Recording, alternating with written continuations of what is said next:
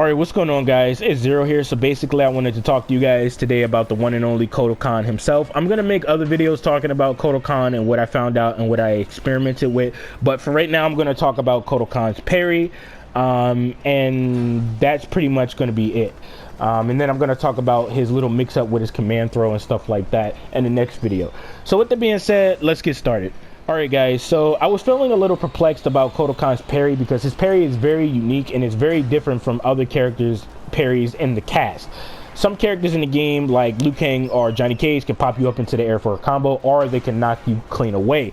Every parry in the game is very different. Johnny Cage can actually reposition himself, especially if he's stuck into the corner. Liu Kang can knock you far away, and then zone you. Jade, she can snap your neck and get the hit advantage, and you're insanely close to her where she can start up an Oki/meaty. And then you have Scarlet, where if she amplifies her parry, she can actually kick you away and then start up her zoning game.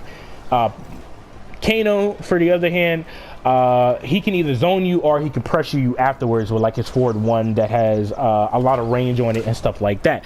Kotal Kahn, however, he gets a damage buff, and not only does he get a damage buff, but it disappears mad quick within like a couple of seconds or a few seconds. So I'm going to show you guys what I'm talking about, and then I'm going to you know, continue on. So if Scorpion was to go for his back one, right, see how this is going to disappear on Kotal Kahn mad quickly. So I was a little perplexed on this because I was like, why is it disappearing? And then I thought to myself, I said, maybe it's because he can go through certain gaps or certain combo strings that don't even have a gap into it. And if it has a big enough gap into it, it doesn't even matter if you're plus, he can actually parry that. So if Scorpion was to go for his 2-1-2 string, he could parry that because it has a big enough gap in it, right?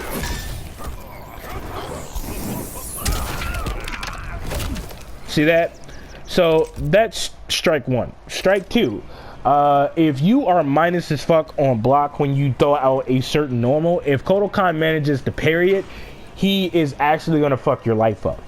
Okay, and that's not going to be good. But the thing about this is that you're going to have to be on point, and you're going to have to learn matchups with Kotal Kahn. And I'm talking about you have to know a lot of matchups, so that way you know what you can and cannot do against certain characters in the game. So if Scorpion was to go for his back one, Kotal Kahn, not only did he get the damage buff, but he also can get his crushing blowout. So Scorpion is minus 14 on block. So if Scorpion took it upon himself to go for this, if Kotal Kahn managed to parry this and immediately punish afterwards, he gets substantial amount of damage. And then you can obviously go into this, and then you can do this. The timing for that is kind of strict, so you're gonna have to be on point for that. So I'm actually gonna try and show you guys that real quick.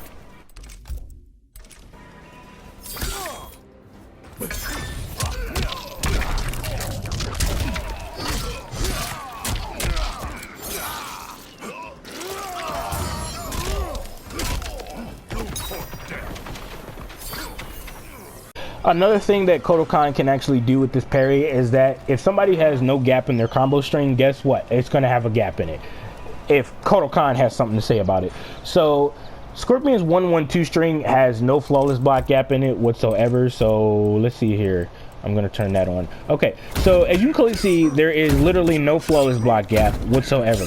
Yet if Kotal Kahn took it upon himself to actually parry, you know, Scorpion's first attack, which is his standing one that leads into his 1-2 string, right? What's going to happen here is that there's going to be an automatic flawless block gap because Kotal Kahn can actually block afterwards. But the key part about this is that it depends on you whether or not you want to take it upon yourself to flawless block. The only time you should do this is if you want to flawless block out of a certain combo string that the opponent keeps doing. So let me show you guys what I'm talking about.